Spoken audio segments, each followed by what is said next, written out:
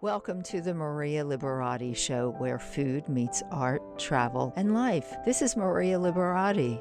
What does food mean to you? Well, all this month we are dedicating the shows to Leonardo da Vinci. It's his birthday month. His birthday was April 15th. It's also the birthday of the Maria Liberati Show. I started this about a year ago in 2020. Doesn't seem like a year has gone by yet. I've really enjoyed doing the show and meeting a lot of my listeners virtually through Zoom, and I've really enjoyed doing it. But this segment coming up, we have two special guests who provide us with some interesting insight into the life of Leonardo da Vinci. We have coming is Tamar Avishai, and Tamar is an art historian, and she hosts a podcast called The Lonely Palette, and Denis Byrd, who is a landscape artist, but he also hosts an interesting podcast. It's the Renaissance Podcast. And don't forget to share this episode and like it, and also share the photos of the recipes if you create any of the recipes from the segments the month of April, all this month. Please share a photo, hashtag it the Maria Liberati Show. And why am I telling you to do this? Because we are giving away copies of my book, The Basic Art of Italian Cooking, Da Vinci Style. You're entered in a giveaway. You'll have a chance to win a copy of the book if you like and share the show or hashtag the Maria Liberati Show with photos of the dishes that I give the recipes for this month in April. I also just want to mention too, before I forget, that on Saturday, May 8th, I'm hosting a Tuscan Picnic Mother's Day event. And we're doing something a little different. We're doing this one as a hybrid event. So we do have a live location to do this event. We're doing this at the Gemin Design and Remodeling Center in Harleysville, PA. It's at 355 Main Street. We're doing the live version from 1 to 3, and we're allowed to have,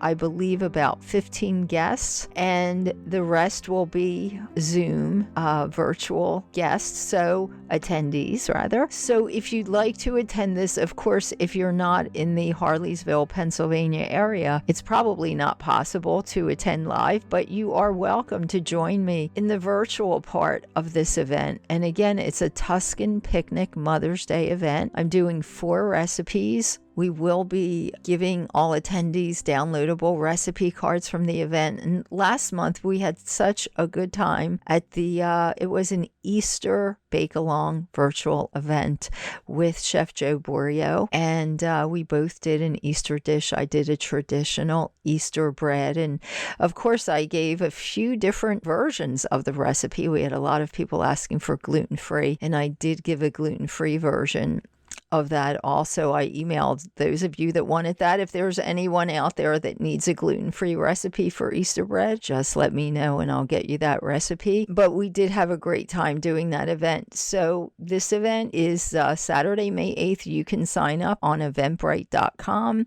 It's a Tuscan Picnic Mother's Day event. And you can sign up at eventbrite.com. You can sign up on Facebook events. It's there. And also you can go to my website at marialiberati.com, and you'll see a banner on the front of my website, and just click that link and you can also register for the event. Registration is required because, as mentioned, the live event, we can only have a certain amount. The Zoom event, we can only have a limited amount also for that. Please register on eventbrite.com. And I am going to share a recipe today. But before I share a recipe, I wanted to share some tips on making your food a masterpiece. Food presentation tips that were inspired by Da Vinci. Leonardo da Vinci is well known for using a scientific eye to develop his artistic style. He observed that objects are three-dimensional and used his observations of light and dark to paint vivid and realistic portraits and landscapes. This is a concept called chiaroscuro. It seems obvious to us now, but it was revolutionary in Leonardo's time. He also observed how objects, details, and colors change when they fade away into the distance, a technique called sfumato, and used this tool to his advantage to create a sense of great depth.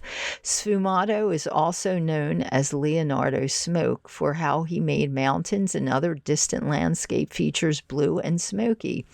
While this is not as conclusive or conducive rather to the culinary arts as other aspects of his style, it's still worth noting. Other notable features of his art are the cross-hatching that slants to the left caused by his left-handedness. This is also the reason that he wrote backwards to reduce smudging. He used many left-handed and tools and adapted tools in his work. So presentation is a huge part of what makes food so delicious. By using Leonardo da Vinci's art style, you can make unique and pleasing arrangements of food that are Instagram worthy. Pay attention to the way light will change the way your food looks. For example, pancakes look great when eaten by a window rather than beneath an overhead light. The angle of the light makes the syrup shine and brings out the texture of the pancakes. In fact, using natural light whenever possible will make meals more enjoyable. Pay attention also to hand dominance. There are subtle differences between how right-handed and left-handed people eat, and arranging the plate accordingly can make meals more enjoyable for everyone. Try eating with your non-dominant hand. How would you arrange the meal to make eating it easier? This could also have an impact on the silverware arrangement. Presentation is important when it comes to food. Think about the difference between a burger from a fast food restaurant and one from a higher end restaurant. There is the obvious difference in ingredients and preparation, but the atmosphere and how the dish is arranged play a large part as well. Many people say that even commonplace dishes like macaroni and cheese taste better when eaten on nicer dishes with garnishes or in more pleasant lighting than the typical overhead kitchen light. You don't need to wait for a special occasion to make your food look as good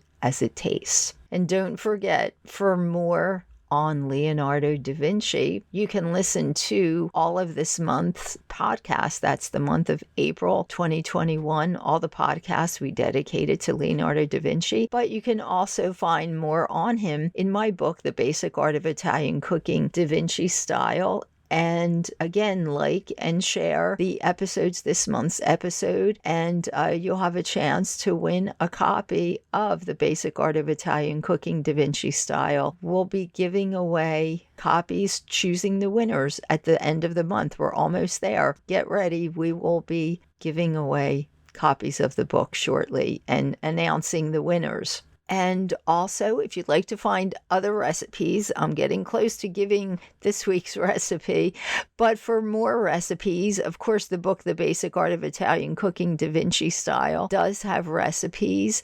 Each of the 10 chapters are about a town or a city that Da Vinci lived in, and each of the 10 chapters have recipes that are traditional to those cities or towns. However, my other books, The Basic Art of Italian Cooking, Holidays and Special Occasions, and The Basic Art of Italian Cooking also have lots of recipes, and actually they're culinary memoirs, so they do have stories about my life in Italy and recipes that go along with those stories. The Basic Art of Italian Cooking, Holidays and Special Occasions is about holidays from Christmas Eve and the Feast of the Seven Fishes all the way down to Carnival. There's a lot of other holidays in between, and there's culinary memoirs and recipes for those special holidays and tips. And you don't really need to have a holiday to celebrate. You can make any day a holiday or a special day with those recipes. My first book, The Basic Art of Italian Cooking, is also a culinary memoir, but it's more like a coffee table book, and it has lots of stories of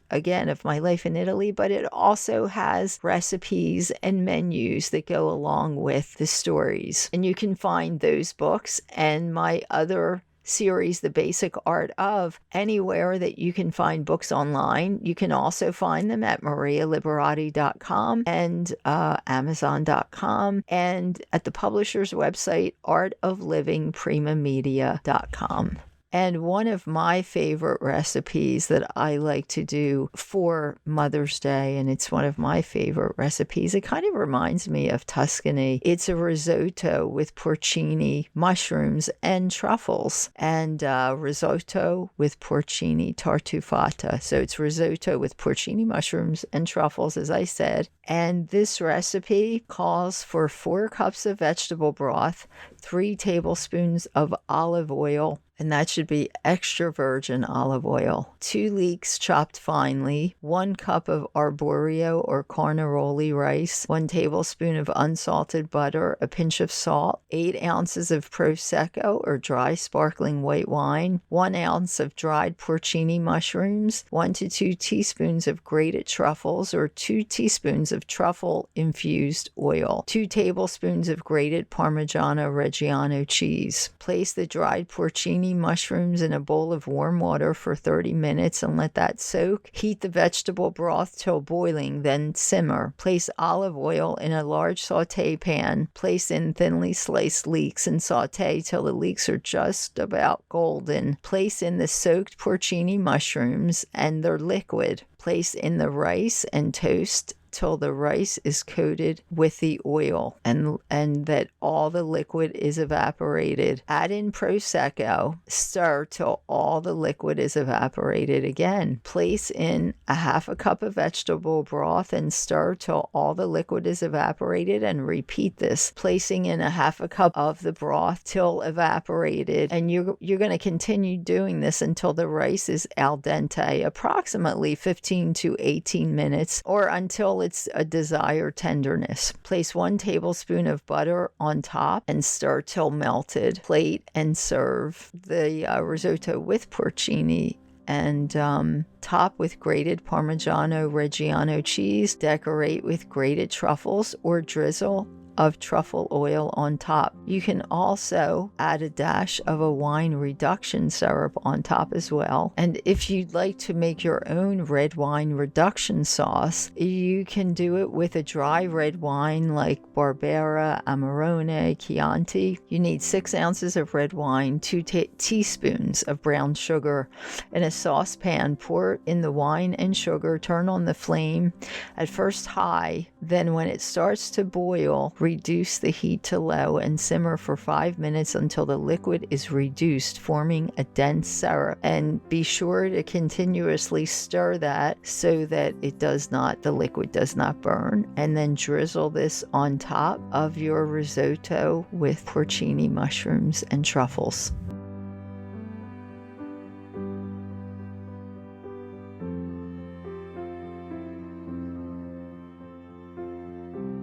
All of this month, again, because we are doing, this is the month of Leonardo da Vinci. His birthday was April 15th. So we're kind of celebrating the man, the genius, and having all kinds of, I love this month. I've had such interesting guests on, and my guest also now is also very interesting. Denis Byrd is a landscape artist, painter, and he's also host of the Renaissance podcast.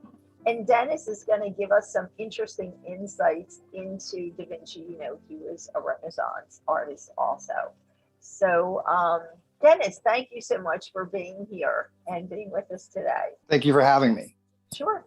And so, you know, I know we were chatting a little bit, but give us some insights into, I know you had some interesting theories and ideas and that you started telling me about Da Vinci. So give us some insight into this fascinating person. Well, one of the theories that's come out lately, again, it's still theory, but that his mother was potentially a slave purchased, from the Ottoman Empire. There's some scholarly research. Now, again, it's a very hot topic, but Yes. but potentially from the Baltic or from North Africa. And so that's one of the interesting theories. Either way, she was definitely of a different social class, and that presented a problem for Leonardo's father, who was a notary of an upper class family in Italy. And so this made it basically made Leonardo an illegitimate child, and so he didn't have some of the benefits of his father's family. Yes, yes. And his father raised him, but as I was mentioning, I had read that he did let him visit the mother's family, but I'm not, I'm not aware of what, but all this research going on now about the mother. But yes, that is one thing I knew. I know the father was a different class, a higher class than the mother. So it didn't make it possible for him to marry her at the time. But that's really very interesting. And so I know you had some other things you were telling me about his mathematical equations. Even though people think of him as an amazing genius, which he was, he just excelled at so many things. But you were telling me about the mathematical equations, I guess, that they found in his notebook. Yeah, so his early mathematical equations some of them were wrong, and to me, it doesn't take away from his genius. Right. But he had cultivated this image of being the mathematician, the engineer, the genius artist. It was part of his image making. Yeah. But the big takeaway is that he actually had to learn. He taught himself a lot of this. He wouldn't have learned this in Verrocchio's workshop when he was apprenticing. He spent the time to learn and improve. And so, yeah, by the end of his life, I mean, he's a brilliant mathematician, but he had to work to get there. So maybe that's encouraging for all of us. We can work to get to one of these goals and improve our own abilities. Yes, and one of the things that I know about him is that you're right. I think he taught himself many things, and I think one of the keys to him, it seems from what I've read, he was like obsessed with things, not in a bad way, but in that he would just, if he wanted to paint a horse or a bird, he would just sit and stare at that. He loved nature, and he would just, upon hours, just stare at these objects for hours and hours, and probably days and months and years. And he would really study, whatever it was that he was interested in. And I guess that's how he taught himself. And that was probably maybe a key to, him excelling at whatever he did. But is that something that you have heard about, or, the way he used to study? Yeah, no, definitely. And he's one of the first artists to actually go out and sketch in nature and work from life. Most artists in the Renaissance worked in the studio exclusively. So he would go and observe people. He would observe animals. And a lot of his inventions come from his observations of nature, everything from the helicopter to his ideas about tanks and planes. It's from observing the natural world and then taking these and applying them to, his engineering brain.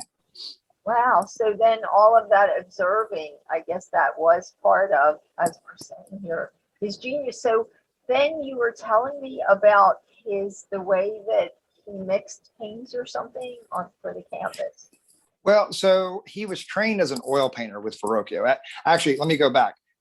He was originally apprenticed as a goldsmith, and being a goldsmith in Florence in the Renaissance was pretty common for a lot of the artists. And it's a good way to enter into the field. It's very lucrative. So many of the artists, everyone from Donatello, Verrocchio, and then Leonardo were trained as goldsmith, because if you could create sculptures in gold, then you could carry on to bronze. And so you learned a lot of skills there. Uh-huh. But Verrocchio dabbled in oil painting, which comes from Flanders, from the northern country. So he had some training in oil painting. He experimented with that, but he never had a lot of training with fresco. And so with The Last Supper, that's the big one where we see the example. Michelangelo with the Sistine ceiling. Michelangelo trained with Ghirlandaio. He trained one of the best fresco painters of the day. Yeah. So he has a whole different understanding.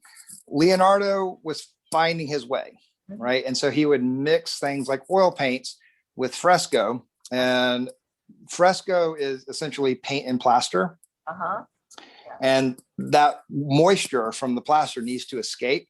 So when you put oil paint on top of it, it doesn't escape. And so you get buckling, you get mold.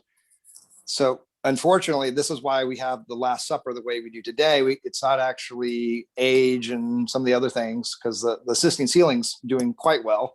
Yeah. It's unfortunately his experimentation. Now, sometimes great things come out of that, but some of the issues that we see were already developing in his lifetime with the painting.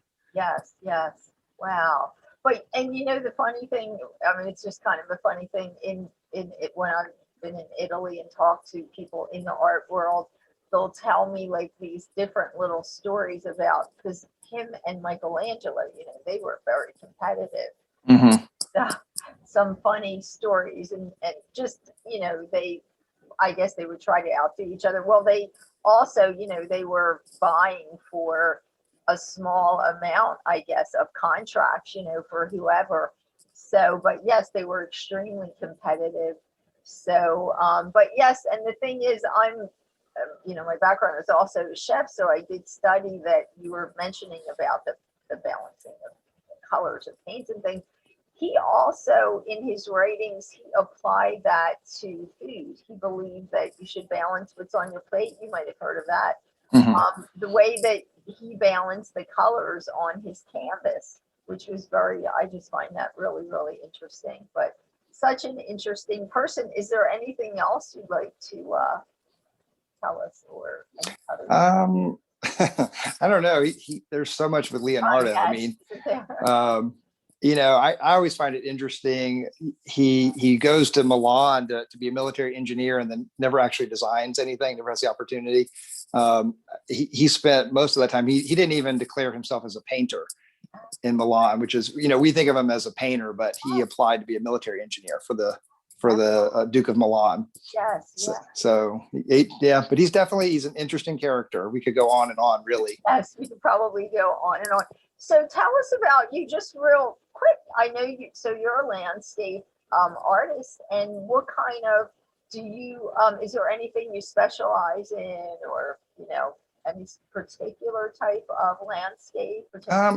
Yeah, actually, so I have a historical bent to my landscapes, which was kind of interesting. I'm a history nut. And so a lot of my locations I choose, I live in North Carolina. So a lot of the locations I choose have some sort of historical connection. We have Old Salem, which is in Winston-Salem. It's similar to Williamsburg. It's been preserved.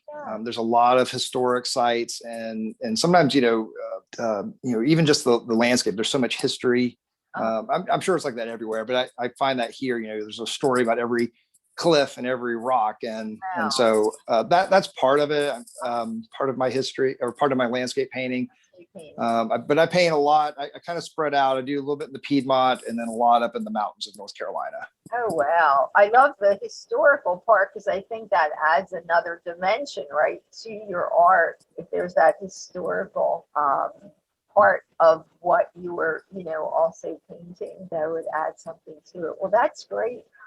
Denis, tell us, where can we find, it's called the Renaissance Podcast. Yes, you can find the Renaissance Podcast on iTunes, or you can go directly to the renaissancepodcast.com. Okay. And also your website, do you have a website? I do. I have a website for my art, and that one's pretty straightforward. It's denisbyrd.com, and that's with one N, and it's BYRD. Great. That's great. Thank you so much, Denis, for sharing and joining us for this special month celebrating Leonardo da Vinci.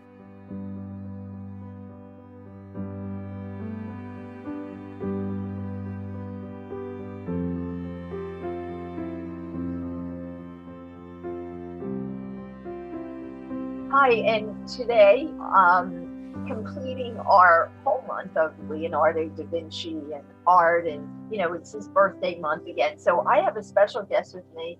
I have Tamar Avishai, and she's an art historian, and she is also a radio producer, but host of The Lonely Palette. And I thought she would be a perfect guest to weigh in on DaVinci, and she can weigh on some topics that she's come up with. So, Tamar, tell us. I know you had some great ideas on some things that you were thinking that you wanted to weigh in on for DaVinci. So, why don't you get started? Well, thank you so much for having me, Maria. Um, it's funny. There are artists that you get this a lot, both as an art historian, but also as the kind of art historian who's really interested in reaching out to the public, which is what I was before I even did the podcast. I was always interfacing, doing a lot of education stuff at museums, teaching a lot of college courses, and people have the artists that they think they should know. Those are the artists that are so famous that they have to, in order to feel like they actually know anything about art, they have to know these artists. Yeah. But they don't know why they should know them. They don't know why they matter. And Leonardo is, of course, the biggie. And it's funny because the kind of celebrity that the artists from the High Renaissance have largely, like, I hate to put it this way because it sounds like it's a little bit puerile, but I'll bear with me. Yeah. You have like the Ninja Turtle artists, right? You have, Leonardo, Raphael, Donatello, who's actually a generation earlier, and Michelangelo. And these are artists that people recognize because of course, the Teenage Mutant Ninja Turtles. But if it weren't for the fact that this period of the high Italian Renaissance so valued the individual artist and was so interested in making these artists celebrities in their own moment in a way that we'd never seen before.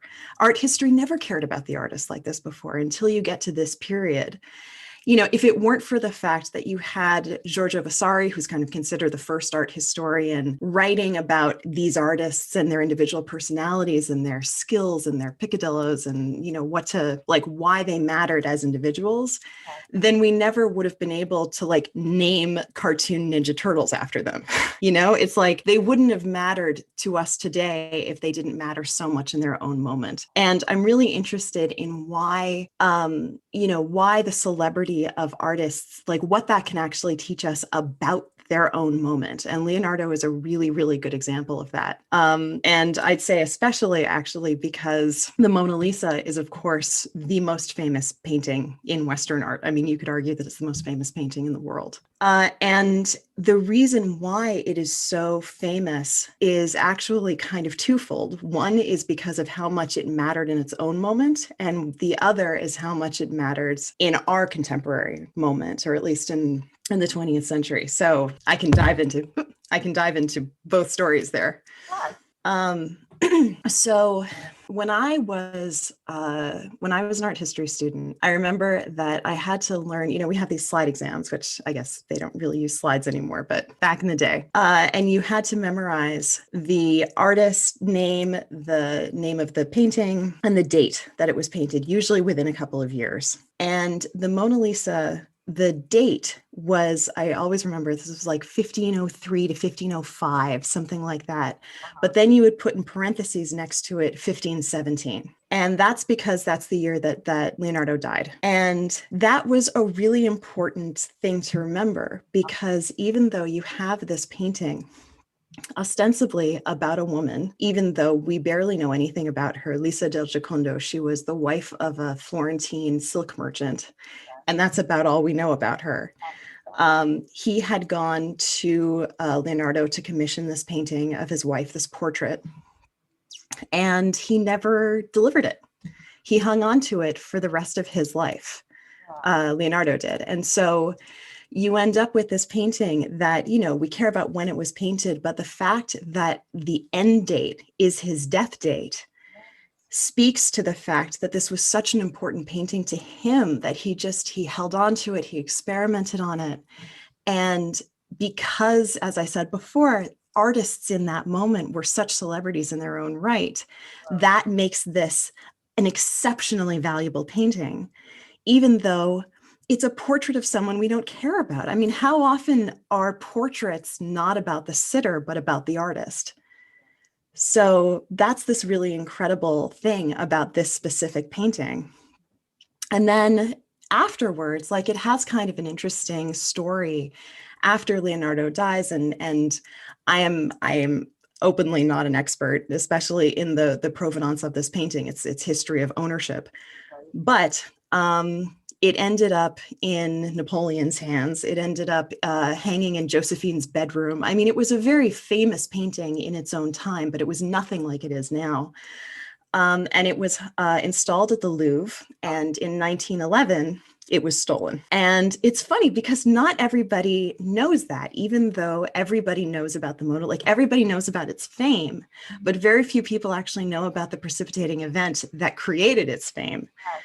If the Mona Lisa hadn't been stolen, and it was stolen by an Italian employee at the Louvre, I believe, who wanted to kind of return her home because this was this Italian painting that had been owned by the French for so long. He was able to actually put it under his smock and walk out the door. And it sparked this manhunt that was akin to like the Lindbergh baby. I mean, it just captured the imaginations of everybody loves a good true crime story. And so people were obsessed with the fact that this painting had been stolen. They went to see the empty spot on the wall. And it was returned about 2 years later. It was actually returned because he kind of couldn't live with himself anymore. He was arrested. He returned it. Yeah. Oh, wow. Sorry. Yeah, he spent like 6 months in jail. And but by the time it came back, its fame was so far beyond, it was like it didn't even matter that it was back. Wow. And that is what pushed it into this kind of unimaginable celebrity that it has now, where, you go into, I mean, at least before COVID, you could barely get, I could barely get within 10 feet of it because there's so many people in the gallery. Exactly. Yes. Wow. And, I wonder if DaVinci, he just hung on to it. Maybe he knew something inside of him, the fame that this was going to have possibly, or maybe he had some kind of inkling. Who knows? But it's just amazing though what you just brought out, that you're absolutely right. I never really thought of the celebrity though of these Renaissance painters, but you're absolutely right. It's incredible, the celebrity, the way that they did create that. Of those artists. And some of them, I did some research in Italy while I've been there on DaVinci and some of the other, Michelangelo and all. And some of them actually had like painting companies. They would go around and paint frescoes in your house. So, so I'm just saying, these artists that we think of as celebrities, if you talk to like an older Italian, they're like, oh yeah, well, that villa wherever in Tuscany, it could have been painted by one of, DaVinci or Michelangelo had this company, and they used to go around and paint, in these villas, like we would consider maybe a handyman or artist today. That was kind of like a side thing they might have done. But yeah, we got to make a living. Yes, exactly. But anyway, yes, it's incredible the celebrity that he and that painting did have, and thank you so much for bringing that point, that interesting fact to us. Yes, definitely, and I wasn't aware of all that went on. I guess that the thief probably brought even more celebrity to the cell, having been stolen. Yes, having it stolen. Yeah, exactly. And what's, it was stolen for reasons that matter so much to why it was so initially valuable. And yet, it's the very fact of its being stolen that kind of, I don't know, put it on another plane. Yes. Because again, you'll always hear people say that seeing the Mona Lisa is like a bucket list thing. Yeah.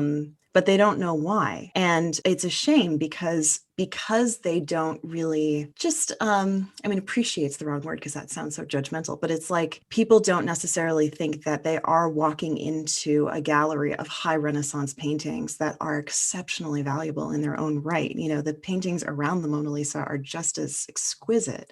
Yes. But they know that they have to go there because if you actually walk into the Louvre, there are signs that say, Mona Lisa that away, we know why you're here. And then they're a little disappointed. And how many times have you ever heard people say, yeah, it was really small. It was like smaller than I thought. It wasn't, it's just I remember talking to people in the gallery and they were like, yeah, it's just a portrait. And it's like, not only is it just a portrait, but like of who? Yes. Who, we don't even care, Exactly.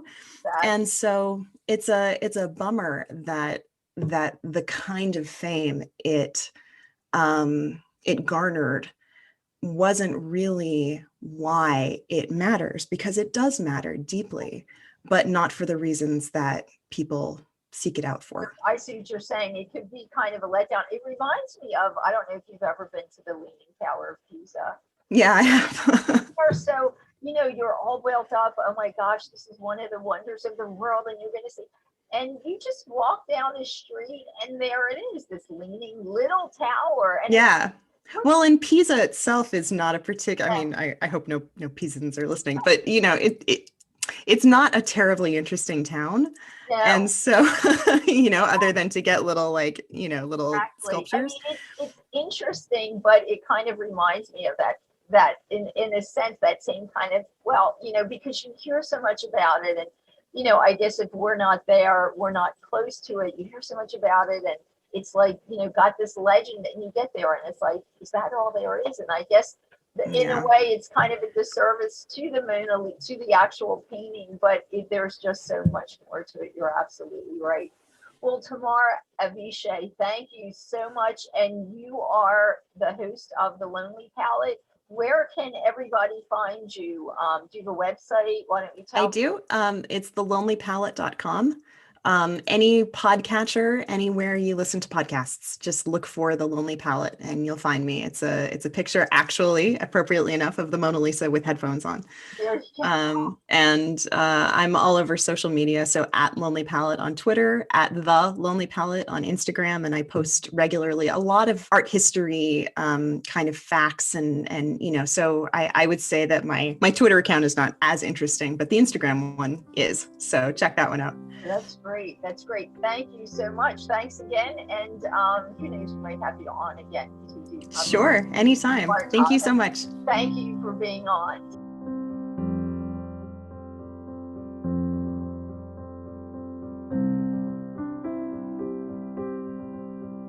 Thanks for listening to the Maria Liberati Show. This is Maria Liberati. I'd also like to thank my producer, Britton Roselle, my production intern, Alexandra Troy, my guests for this episode, Tamar Avishai and Denis Byrd, and also thank my listeners for listening and joining me on this month of April, celebrating Leonardo da Vinci, and hope to see you at my Tuscan Picnic Mother's Day event on Saturday, May 8th. Again, it's a live event and a Zoom event, so it's a hybrid event. You can join us if you're in the area. The live event will be at the Gaiman Design and Remodeling Center in Harleysville, Pennsylvania. It's 355 Main Street. You'll be given the address and directions and everything when you register. The live event, the registration is limited. We can only accept about 10 to 15 guests. The Zoom event is a virtual event, and you can be anywhere in the world and attend that event, and all attendees will get a recipe card. So please join us. Again, you can register on eventbrite.com, on marialiberati.com, or on Facebook events. You can also find me on Twitter at Maria Liberati with a capital M, on Facebook at Chef Maria Liberati, on Instagram at Maria Liberati, and LinkedIn at M Liberati. And you can also find me on my website at marialiberati.com, and my blog is there also. And you can also find more recipes and more of my culinary memoir stories in my book book series, The Basic Art of Italian Cooking. You know, the series did win an international award, which I'm so proud of, called the Gourmand World Cookbook Awards in 2010. And the series is The Basic Art of Italian Cooking, The Basic Art of Italian Cooking, Holidays and Special Occasions, and The Basic Art of Italian Cooking, DaVinci Style, which is the book that we'll be giving away in the next few days to those of you, not everyone, but you'll be entered in a drawing to if you shared or liked the episodes, or if you hashtag the Maria Liberati Show with a photo that you share creating one of the recipes that I gave during the month of April, you'll be entered in a drawing to win a giveaway of the book. So please join in. And good luck. Hope you win a copy of the book. But of course, if not, you can get your copy online anywhere books are sold. Until next month, and next month is the month of May, and we'll be celebrating, because you know that's National Celiac Month. So we'll be doing some gluten-free recipes. And also it's National Kitchen Remodeling Month in May. So we will be having some kitchen designers on, so you can get some tips also on designing your kitchen, or maybe some upgrades you might want to do as well. And we'll have lots of food topics, more recipes, more food. Until next time, this is Maria Liberati. Peace, love, and pasta.